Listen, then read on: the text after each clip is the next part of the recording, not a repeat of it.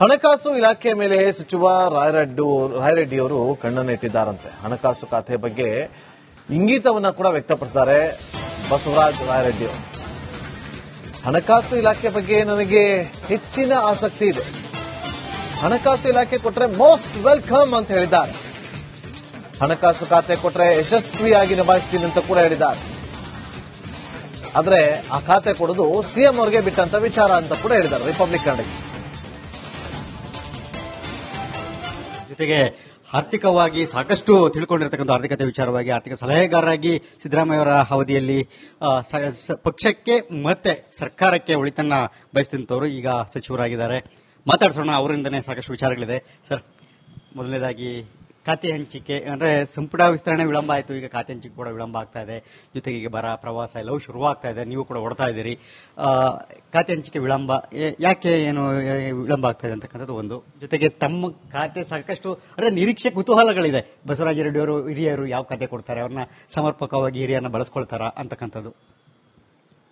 ಮೊದಲನೇದಾಗಿ ಈಗ ಸಚಿವ ಸಂಪುಟದ ವಿಸ್ತರಣೆ ಸಂಪೂರ್ಣ ಆಗಿದೆ. ಆದರೆ ಮೊದಲು 14 ಜನ ಇದ್ರು ಮಂತ್ರಿಗಳು. 14 ಜನ ಮಂತ್ರಿಗಳು ಕಾರ್ಯ ಮಾಡಲಿಕ್ಕೆ ಏನು ತೊಂದರೆ ಇರಲಿಲ್ಲ. ಆದರೆ ರಾಜ್ಯಕ್ಕೇನು ಅಷ್ಟೊಂದು ತೊಂದರೆ ಆಗಿರಲಿಲ್ಲ, ಯಾಕಂದ್ರೆ 14 ಜನ ಇದ್ರು. ಆದರೆ ಈಗ ಸಂಪೂರ್ಣ ವಿಸ್ತರಣೆ ಆಗಿರೋದ್ರಿಂದ ಜವಾಬ್ದಾರಿಗಳು ಅವ್ರಿಗೆ ಕಮ್ಮಿ ಆಗಿದೆ. ಹೀಗಾಗಿ ಅದರಿಂದ ಏನೂ ತೊಂದರೆ ಆಗಿಲ್ಲ ಅಂತ ನನ್ನ ಭಾವನೆ. That is number 1. ಇನ್ನು ಖಾತೆಗಳ ಹಂಚಿಕೆ, ಈಗ ನಾನು ಮಂತ್ರಿ ಆಗಿ 2ನೇ ದಿವಸ ಅಷ್ಟೇ. ಅದು ಅವತ್ತು ಸಾಯಂಕಾಲ ಆಯ್ತು, ಅದು ಅವತ್ತೇನು ಮಾಡ್ಲಿಕ್ಕೆ ಆಗಲ್ಲ. 6:30 ಮುಗಿದಿದೆ. ನಿನ್ನೆ ಒಂದೇ ದಿವಸ, ಈಗ 1.5 ದಿವಸ ಆಗ್ಯದ ಅಷ್ಟೇ.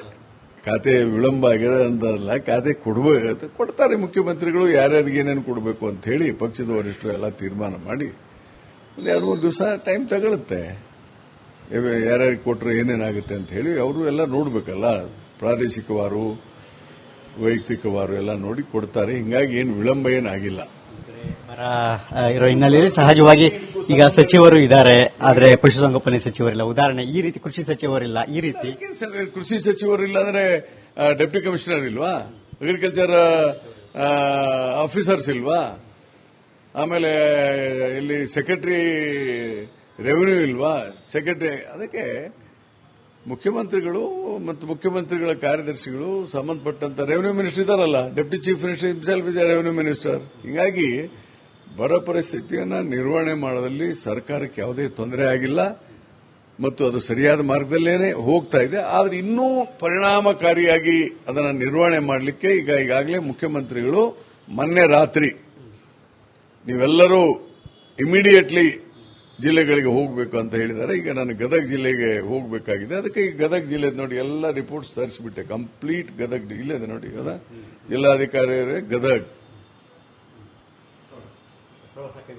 ಎಲ್ಲ information is in my folder. ಇದನ್ನೆಲ್ಲ ಡಿಸ್ಕಷನ್ ಮಾಡಿ ಆಯ್ತು already. Now I am ready. Everything is in my mind. Only ಈಗ ಫಿಸಿಕಲ್ ವೆರಿಫಿಕೇಶನ್ಗೆ ಮಾತ್ರ ಹೋಗಬೇಕು. ಅದಕ್ಕೆ ನೋಡಿ ಅದನ್ನ ಯಾವ ತರ ನಾವು ಬರ ಪರಿಹಾರಗಳನ್ನು ಕೊಡಬೇಕು, ಇದನ್ನೆಲ್ಲ ನೋಡಬೇಕಂತ ಚರ್ಚೆ ಮಾಡ್ತಾನೆ. ಈಗಾಗಲೇ ಅಲ್ಲಿ ಸ್ಥಳೀಯ ಶಾಸಕರು, ಹಿರಿಯ ಮುಖಂಡರಾದಂಥ HK ಪಾಟೀಲ್ ಜೊತೆಗೆ ಸ್ವತಃ ಚರ್ಚೆ ಮಾಡಿದ್ದೇನೆ. ಮೊನ್ನೆ ರಾತ್ರಿನ ಮಾಡಿದ್ದೇನೆ. GS Patil going to be speaker, ಅವ್ರ ಜೊತೆಗೆ ಚರ್ಚೆ ಮಾಡಿದ್ದೇನೆ.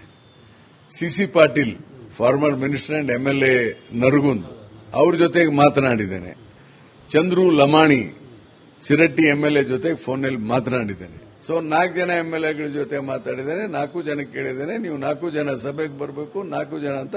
ಅವರು ಕೂಡ ವಿರೋಧ ಪಕ್ಷದವರು ಕೂಡ ನೀವು ಬರ್ತಾ ಇರೋದು ಬಹಳ ಚೆನ್ನಾಗಿದೆ, ಒಳ್ಳೆ ಒಂದು ಟೀಮ್ ಆಗಿ ಕೆಲಸ ಮಾಡೋಣ, ಇದು ಸರ್ಕಾರದ ಕೆಲಸ ಅಂದ್ರೆ ಎಲ್ಲರೂ ಮಾಡಬೇಕಂತ ಹೇಳಿದ್ದೇನೆ. So everybody is happy. So ಇವನ್ ಬಿಜೆಪಿಯವರು ಕೂಡ ಬರ್ತಾರೆ.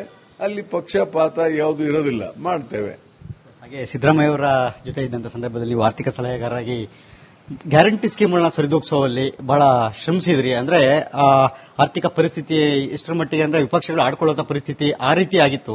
ಅಂತ ಸಂದರ್ಭದಲ್ಲಿ ಎಲ್ಲವೂ ಕೂಡ ಯಶಸ್ವಿಯಾಗಿ ಸಮರ್ಪಕ ಮಾಡಿದ್ರಿ. ಆರ್ಥಿಕ ಪರಿಸ್ಥಿತಿ ಕರ್ನಾಟಕದ ಬಹಳಷ್ಟು ಚೆನ್ನಾಗಿದೆ. ಪದೇ ಪದೇ ಹೇಳ್ತಾ ಇದ್ದೀವಿ. ಇವತ್ತು ಇಡೀ ಭಾರತ ದೇಶದಲ್ಲಿ ಮಹಾರಾಷ್ಟ್ರ ಬಿಟ್ಟ ಮೇಲೆ ಅತಿ ಹೆಚ್ಚು ಆರ್ಥಿಕ ಚಟುವಟಿಕೆಗಳಾಗ್ತಾ ಇರೋದೇ ಕರ್ನಾಟಕದಲ್ಲಿ. ಪರ್ ಕ್ಯಾಪಿಟಾ ಇನ್ಕಮ್ ಅಂದ್ರೆ ತಲಾವಾರು ಆದಾಯ ನಾವು ತಂದ್ರೆ Karnataka stands number 1 in India. Number 1 in India. ನಮ್ದು ಒಟ್ಟು ಜಿಎಸ್ಡಿಪಿ ಈ ವರ್ಷ 35,50,500 ಕೋಟಿ ಅಂತ ಕೇಂದ್ರ ಸರ್ಕಾರವೇ ಡಿಕ್ಲೇರ್ ಮಾಡುತ್ತಿದೆ ಜಿಎಸ್ಡಿಪಿ ಇದನ್ನ. ಹೀಗಾಗಿ we are number 1 in economy. ಅದಕ್ಕೆ ಹಣದ ಕೊರತೆ ಯಾವುದೂ ಇಲ್ಲ. ಸುಮ್ಮನೆ ಮಾತಾಡ್ತಾರೆ. ಏನು ಮಾತಾಡ್ಲಿಕ್ಕೆ ಅವ್ರ ಹತ್ರ ಮಟೀರಿಯಲ್ ಇರ್ತದೋ ಇಲ್ಲೋ ಗೊತ್ತಿಲ್ಲ. ಸುಮ್ಮನೆ ಮಾತಾಡ್ತಾರೆ. ಹಣಕಾಸಿನ ಕೊರತೆ ಸರ್ಕಾರಕ್ಕಿಲ್ಲ. ಬಹಳ ಅನುಭವಿಗಳು ಹಿರಿಯರು ಅದನ್ನ ಸಂಪುಟದಲ್ಲಿ ಸರಿಯಾಗಿ ಬಳಕೆ ಆಗಬೇಕು ಅಂತಕ್ಕಂಥದ್ದು ಹಲವರ ನಿರೀಕ್ಷೆಗಳು ಮತ್ತೆ ಒತ್ತಾಯಗಳು ಕೂಡ ಇದೆ. ಹೀಗಾಗಿ ಯಾವ ಖಾತೆಯ ನೀವು ನಿರೀಕ್ಷೆಯಲ್ಲಿದ್ದೀರಿ? ಮತ್ತೆ ಯಾಕಂದ್ರೆ ಯಾವ ಖಾತೆ ನಿರೀಕ್ಷೆಯಲ್ಲಿ ನಾನು ಇಲ್ಲ.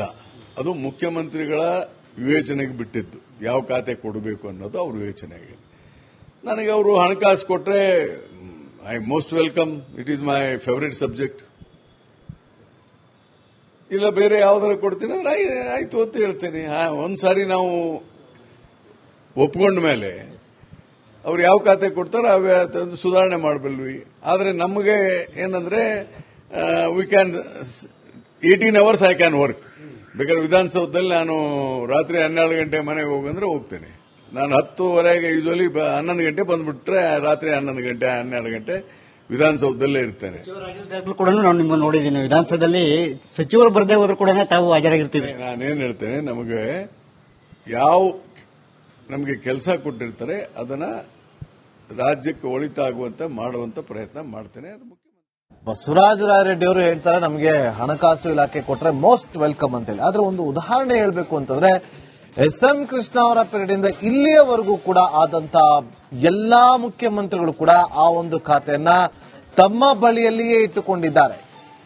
ಯಾರಿಗೂ ಕೂಡ ಬಿಟ್ಟು ಕೊಟ್ಟಿಲ್ಲ.